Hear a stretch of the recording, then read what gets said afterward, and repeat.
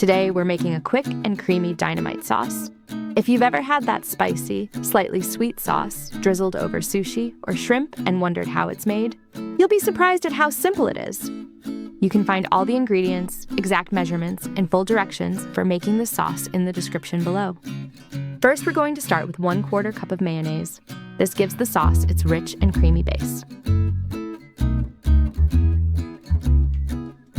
Then, add about 1 to 1.5 tablespoons of Sriracha for that signature spicy kick.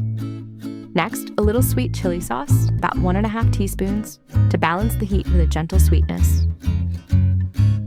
For a deeper flavor, sprinkle in 1/2 teaspoon of brown sugar, and while we're building that savory depth, add 1/4 teaspoon of soy sauce.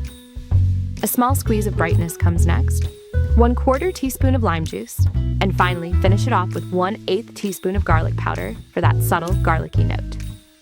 Now we whisk everything together until the sauce turns smooth, creamy, and perfectly combined. If you're enjoying this Dynamite sauce recipe so far, don't forget to like, share, and subscribe to the channel. And tap that little bell icon so you'll be the very first to know whenever a brand new recipe kicks in. And just like that, our Dynamite sauce is ready to go. This recipe makes about 3/4 cup of sauce, which is perfect for drizzling over shrimp, sushi bowls, or even using as a dipping sauce for fries and veggies.